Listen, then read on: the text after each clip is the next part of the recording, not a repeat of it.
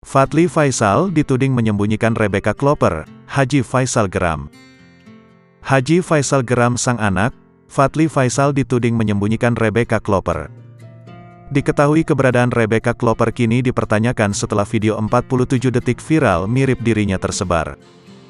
Orang terdekat Rebecca Klopper selaku kekasih yakni Fadly Faisal dan keluarganya seolah dituding menyembunyikannya. Disembunyikan bagaimana? Apanya yang disembunyikan? Kan si BK itu nggak dalam pencarian orang, bukan? Kata Haji Faisal, dikutip dari tribunnews.com dari YouTube SCTV, Selasa, tanggal 30 Mei tahun 2023.